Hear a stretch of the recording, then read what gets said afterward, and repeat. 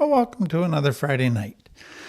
We've been doing a little mini-series within our reparenting series on identifying some of the lies that we believe that come out of culture, that come out of complex trauma, that really set us up to fail in adult life. And so part of recovery and part of reparenting ourselves is identifying the lies and replacing them with the truth.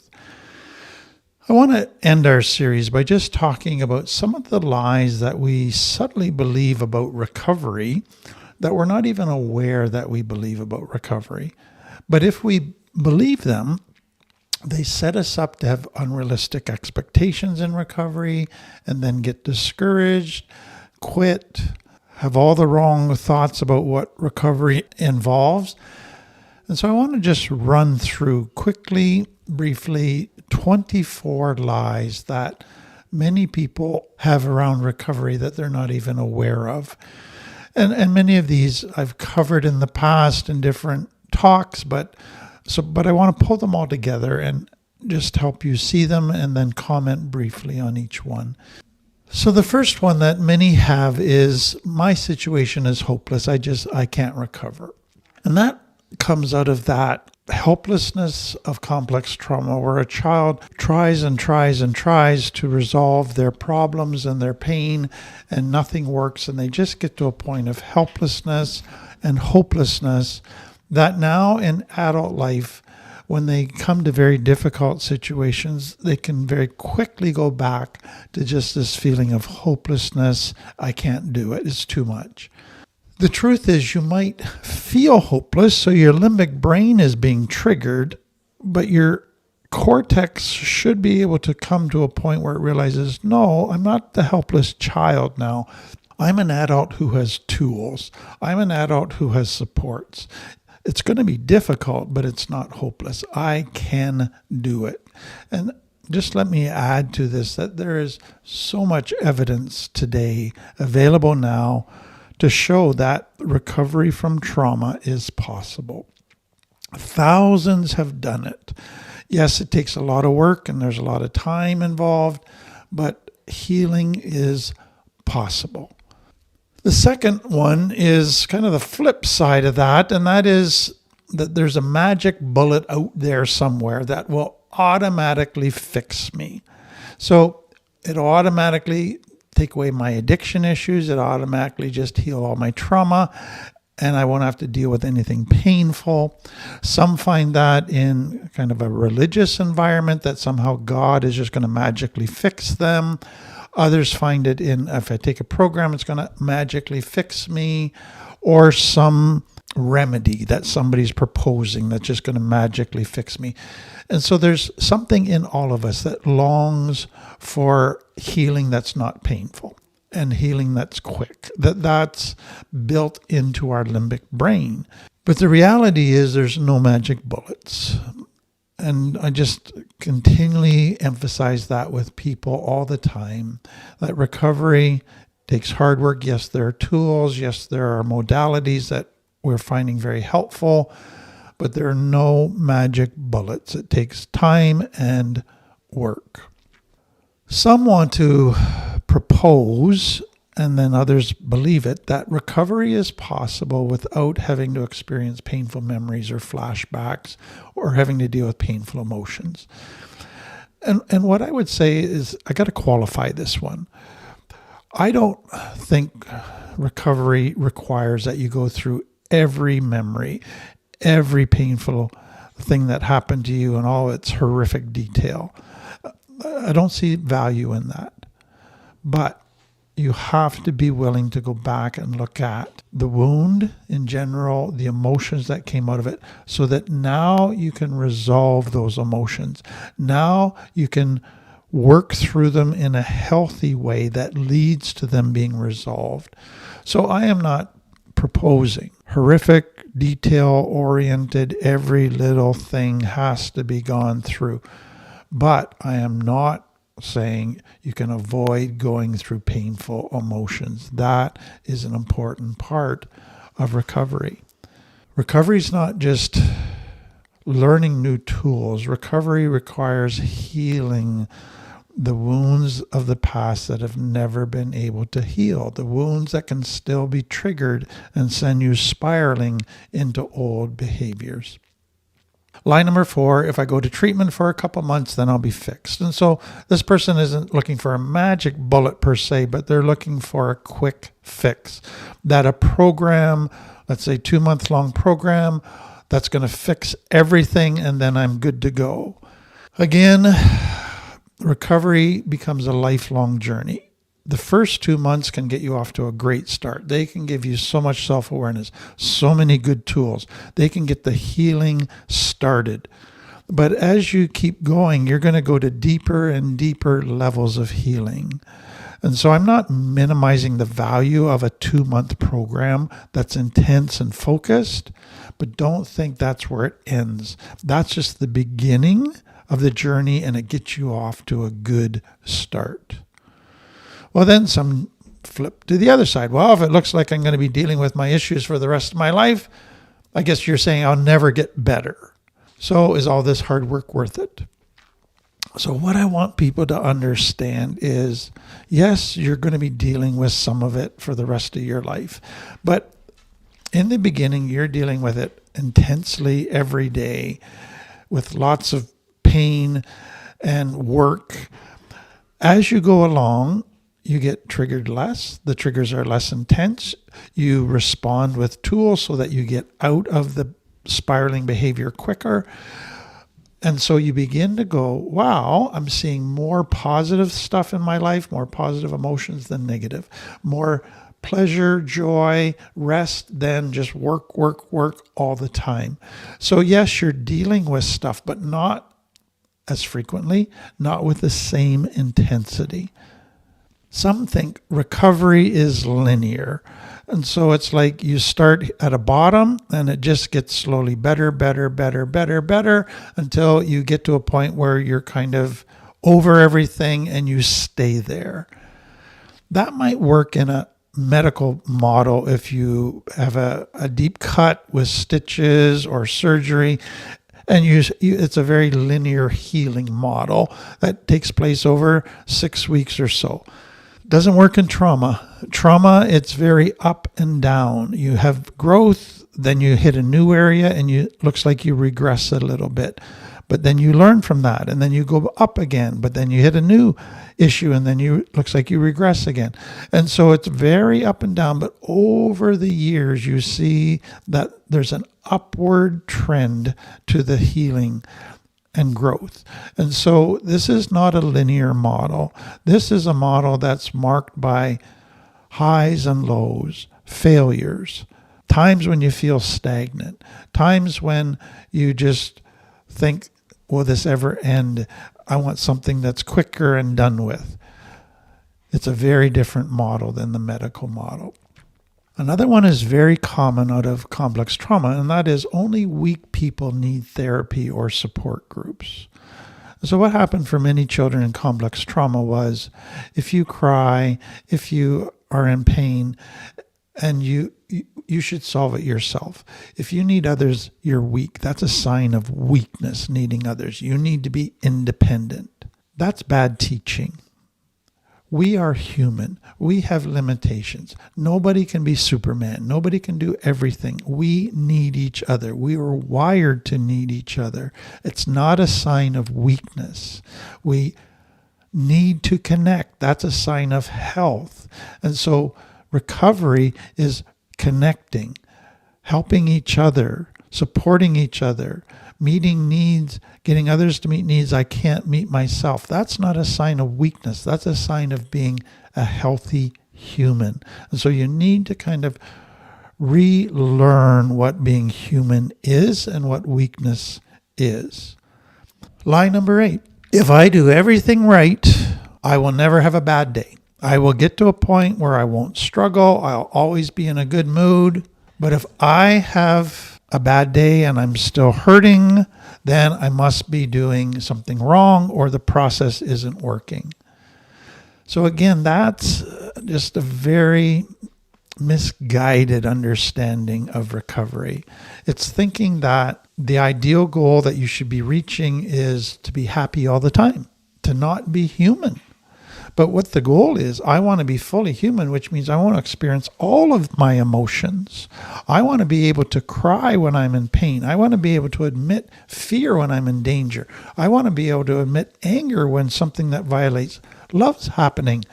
I just don't want to be happy all the time. That was a complex trauma mindset that was the sign of being healthy and strong.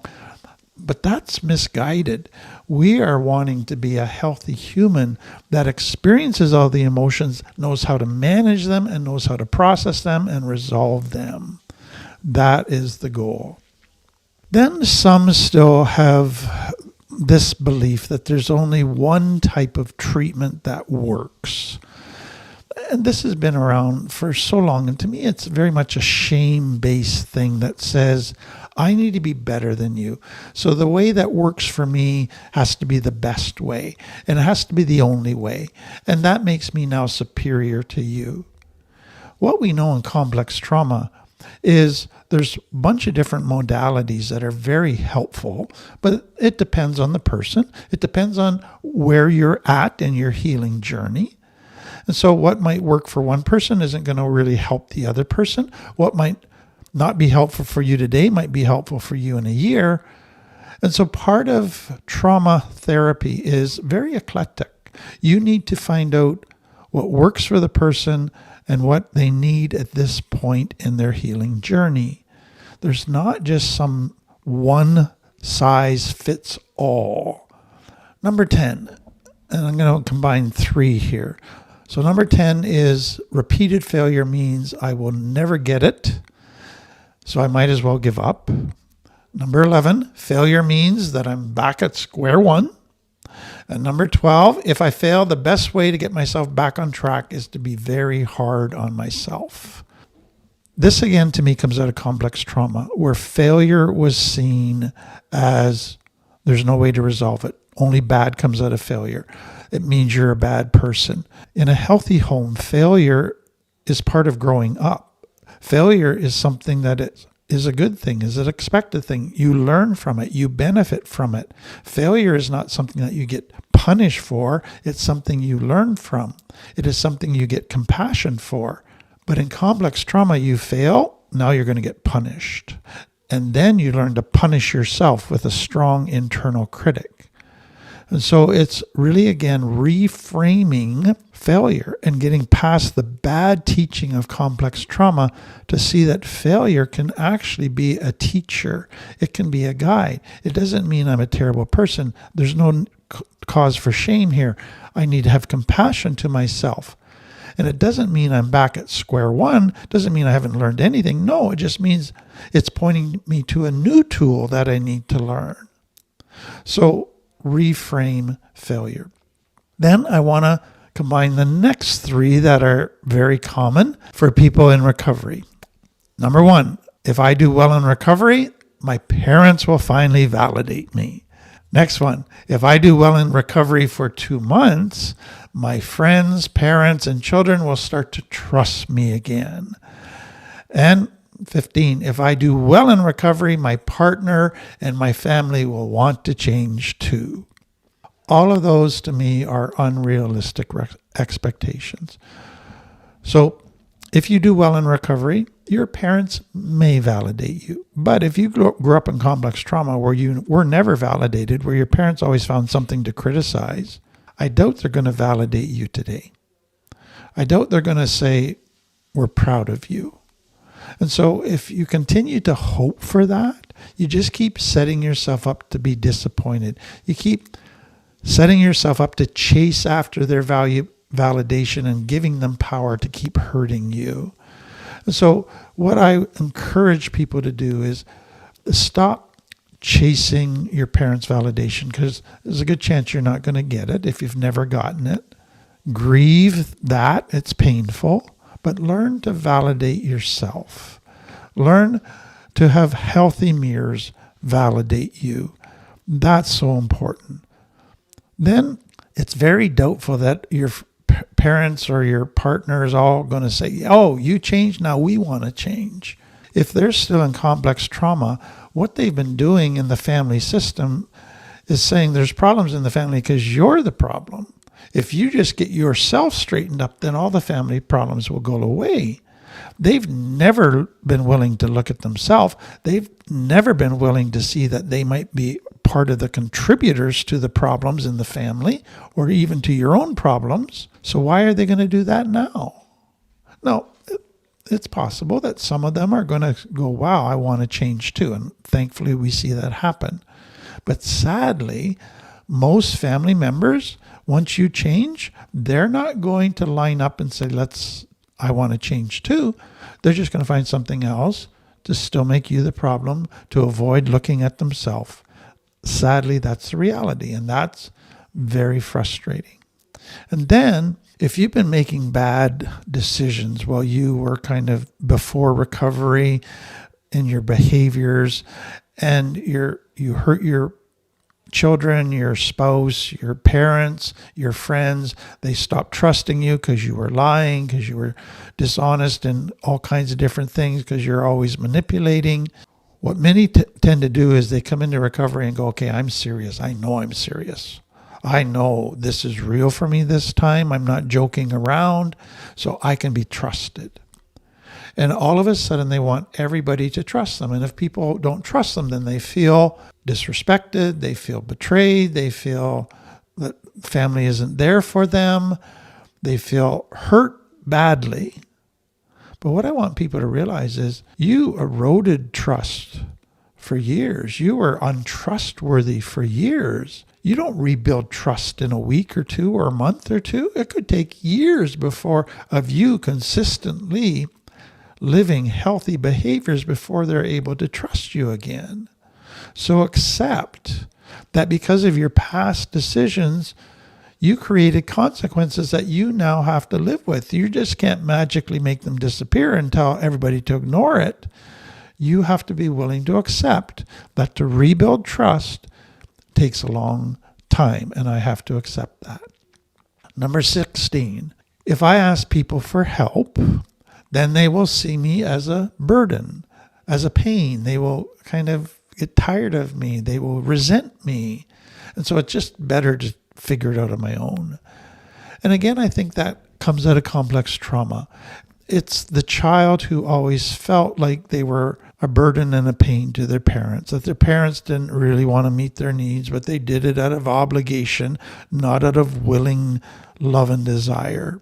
And if they asked for things, their parents rolled their eyes or sighed, and all of those different things just sent a loud message that your needs are a burden to others.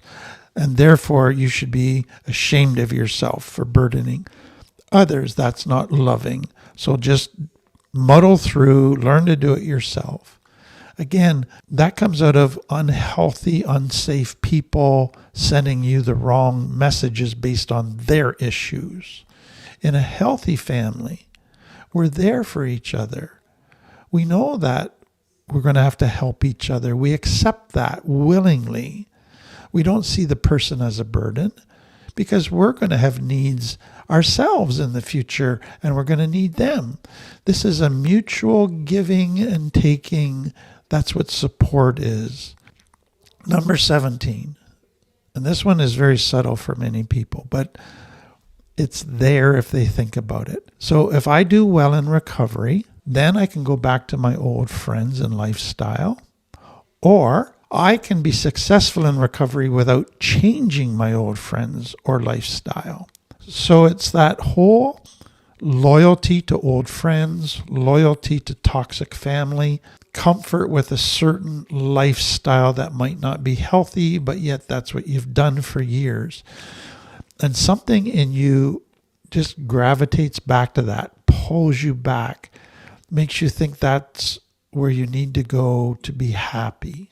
That is so dangerous because what you're doing is going back usually to people who aren't safe, people who you've got dynamics with already that aren't healthy, lifestyle that puts you in vulnerable situations, in dangerous situations, back into old ways of thinking and behavior that can get you back into trouble. And so for most people, people in early recovery, they need to have strong boundaries with old behaviors, old lifestyle, family, and old friends until they get enough internal strength and understanding of what a healthy life looks like.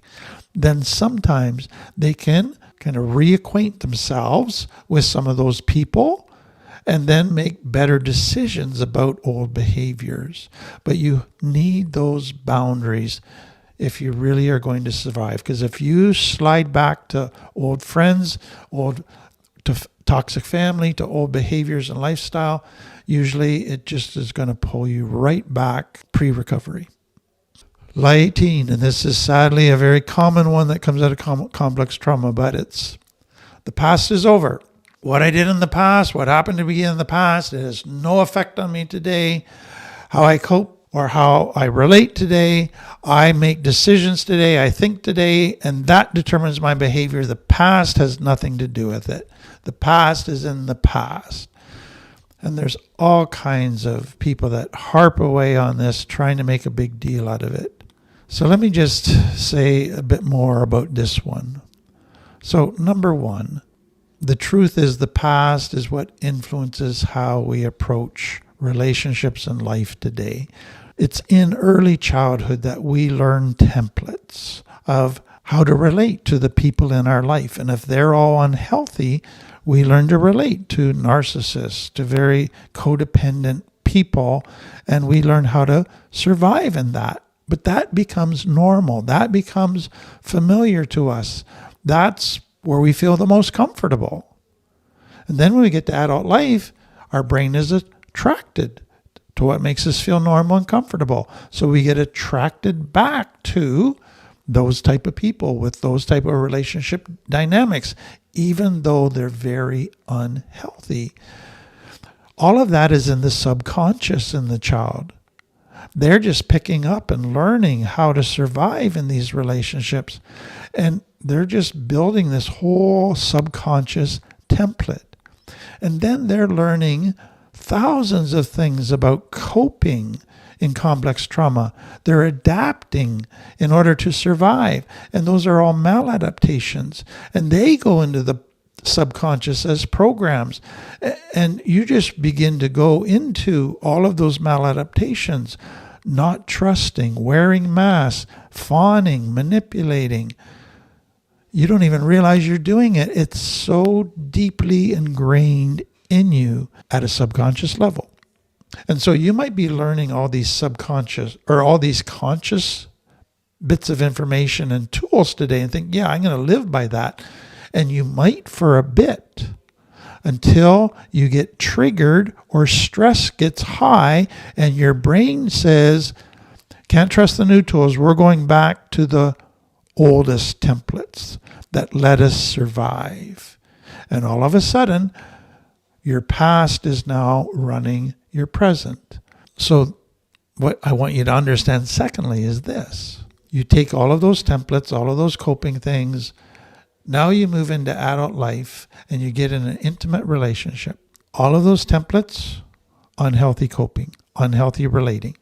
All of those maladaptations let you survive, but they don't allow a healthy relationship. You manipulate, you don't trust, you wear masks, you don't connect, you're not authentic. How are you expected to have an intimate relationship? So if you don't learn about all of those subconscious things, bring them to the conscious, then change them, heal them, you're dooming your intimate relationships in the presence. The third truth I want you to think about is this. Complex trauma is the type of trauma that is relationship trauma mainly. It's not external events so much. It's people that did things, and we were in an intimate relationship with those people. And so the wounds come from intimate relationships. The deepest wounds come from the most intimate relationships.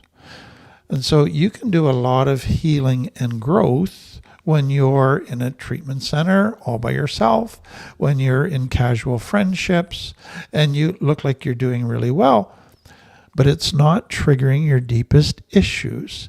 And those deepest issues aren't going to get triggered until you're back in an intimate relationship. And then all of a sudden, all of these old wounds are getting triggered, these old ways of responding are being triggered, and you do so much damage. So recovery is really realizing that my past affects my present and affects my future. My past provided the templates and programming that operate in my subconscious, and I need to be able to work through those today. Line number 19, and this is a subtle one for many in complex trauma. But if I'm doing well, don't get my hopes up because I'm probably going to fail. And so what happens for so many people is, and we've talked about this in other videos, is that in complex trauma, a child keeps getting its hopes up that if I try this option, maybe then dad will meet my needs and dad will love me. That doesn't work. Their hopes get dashed. Okay, there's other options. Let's try this option. They get their hopes up again. But eventually, after years of getting their hopes up, their hope finally gets dashed to the point where they go, stop hoping. It's too painful to hope. And so now, once they're doing well at something in their brain wants to get their hopes up. That maybe we've got it this time. Maybe it's going to work this time.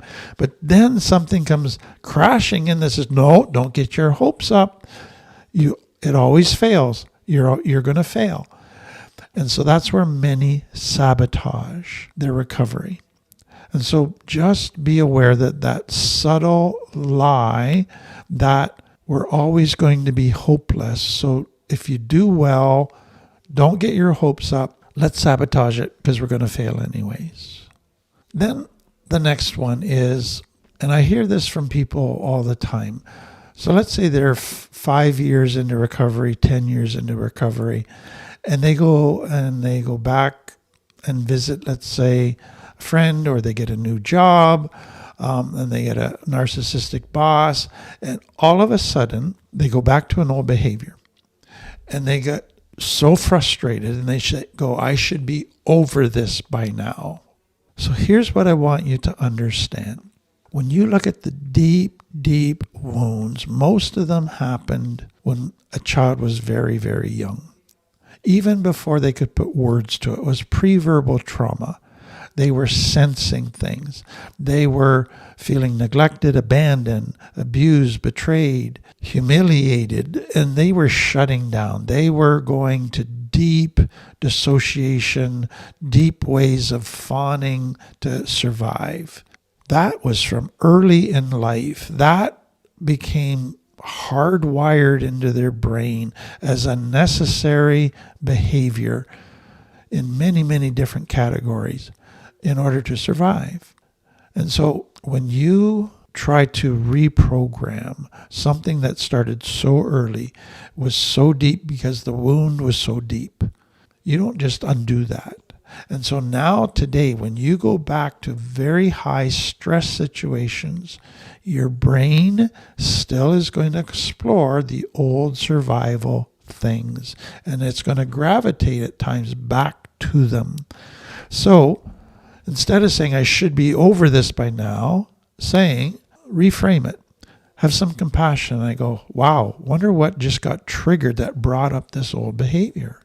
Let's explore it. Let's find out what's happening below the surface here. Let's see what else needs to heal, what else I need to learn here. Let's turn this into a growth opportunity.